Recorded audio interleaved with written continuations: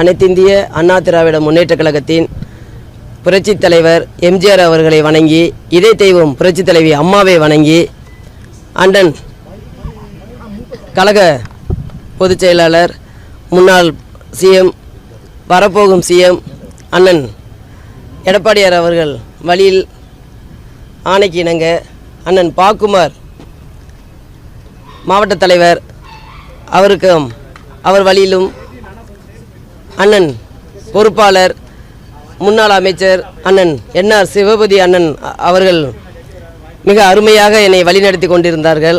அவருக்கும் இந்த நேரத்தில் நன்றியை தெரிவித்துக் கொள்கிறேன். அதேபோல் ஒன்றிய செயலாளர், அனைத்து ஒன்றிய செயலாளரும் எனக்கு ரொம்ப சப்போர்ட்டாக இருந்தாங்க லால்குடிக்கு. அதேபோல் லால்குடி மக்கள் பொதுமக்கள் சகோதர சகோதரிகள், இளைஞர்கள், அதேமாரி போலீஸ் ஆஃபீஸர்கள், மீடியா, அதேமாதிரி நம்ம எலெக்ஷன் கமிஷனர் எல்லாமே நல்ல ஒத்துழைப்பு கொடுத்து நல்ல வெற்றி பெற வச்சாங்க. லால்குடி மக்களுக்கு வெற்றி பெற வச்சது நான் அவங்களுக்கு என்னால் முடிஞ்சதை நான் அவங்களுக்கு செய்கிறேன்னு சொல்லியிருக்கிறேன். அதேபோல் அனைவருக்குமே நான் நன்றிகளையும் வாழ்த்துக்களையும் தெரிவித்துக் கொள்கிறேன். ஃபஸ்ட்டு நான் லால்குடி மக்கள் அடிப்படை வசதி கேட்டிருக்கிறாங்க, பாத்ரூம் வசதி, அப்புறம் தண்ணி குடிநீர் கேட்டிருக்கிறாங்க, குடிநீர் பைப்பு, நெல் குடோனு, நெல் தானிய குடோன் கேட்டிருக்கிறாங்க. அப்புறம் மாணவ செல்வங்கள்லாம் கிரவுண்டு கேட்டிருக்கிறாங்க விளையாடுறதுக்கு. அது மாதிரி நம்ம இளைஞர்களுக்கு வேலை வாய்ப்பு கேட்டிருக்கிறாங்க. அண்ணன் எடப்பாடி அவர்கள் வாக்குறுதி நிறைய கொடுத்துருக்குறாங்க. அந்த வாக்குறுதியை நிறைவேற்றுவார்கள் முதலமைச்சர் வந்ததுக்கப்புறம்.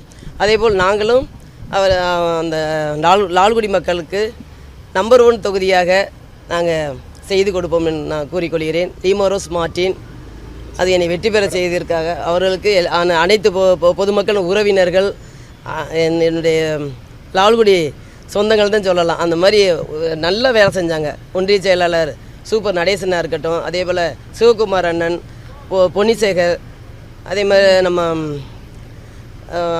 அருணகிரி அண்ணன், சிவகுமார் அண்ணன், அதேமாரி நம்ம பிச்சைப்பிள்ளை அவர்கள், ஜேக்கப் அவர்கள், அனைத்து ஒன்றியமும் நல்ல வேலை செஞ்சாங்க. அதே போல் மகளிர்களும் செல்வமேரி அவர்கள், அதே போல் நம்ம ஜெயா, உஷா, கீர்த்தனா எல்லாருமே நல்லா வேலை செஞ்சாங்க.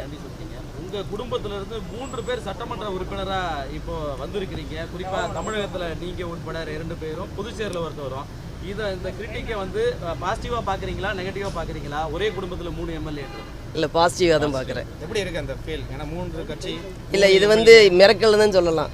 நாங்களே நினச்சி பார்க்க முடியாத அளவுக்கு தான் வந்திருக்கிறோம் 3 பேருமே. இது எங்களுக்கு நாங்கள் இறைவன் கொடுத்த கிஃப்ட்டு தான் இது.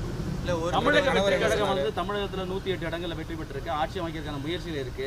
தமிழக வெற்றி கழகத்தோட இந்த இதை எப்படி பார்க்குறீங்க? அது சொல்ல முடியாது. ஆனால் எங்கள் தலைவர் என்ன சொல்கிறாங்களோ அதை தான் கேட்க முடியும். எடப்பாடி அண்ணன் கழகத்தோட நெக் டு நெக் கடைசி வரைக்கும் அதில் பேச்சுவார்த்தை நடந்துட்டு இருக்குது. அது நல்லபடியாக நான் நடக்கும்னு நினைக்கிறேன். எது பேச்சுவார்த்தை, எது சம்பந்தமாக பேச்சுவார்த்தை போயிட்டு இருக்கு? தாவேக்காவுக்கு ஆதரவு தெரிவிக்கிற மாதிரியான எது பேச்சுவார்த்தை நடக்குதா? ஆமாம், தாவேக்காவுக்கும் நம்ம எடப்பாடி அண்ணனும் பேச்சுவார்த்தை நடந்துட்டு இருக்குது. நல்லபடியாக பேச்சுவார்த்தை முடியும்னு நினைக்கிறேன். அண்ணன் எடப்பாடி அண்ணன் தான் ஆட்சி அமையும் என்ன. கண்டிப்பாக. தேங்க்யூ, நன்றி. முதலமைச்சர் எடப்பாடி அவளை குறிப்பிட்டீங்க. இவர் ஏதோ முதலமைச்சர் ஆகிறதுக்கான பேச்சுவார்த்தை நடக்குது? இல்லை, நடந்துட்டு தான் இருக்குது, போயிட்டு தான் இருக்குது. தாவேக்கா சைட்லேருந்து என்ன ரெஸ்பான்ஸ் ஏதாவது உங்கள்கிட்ட டிஸ்கஸ்? அது தெரியல. கண்டிப்பாக இப்போ தாவேக்கா தலைவர் விஜயோட எடப்பாடி அவர்கள் பேசியிருக்காரு. நல்ல பேச்சுவார்த்தை நடந்துட்டு தான் இருக்கு. நன்றி.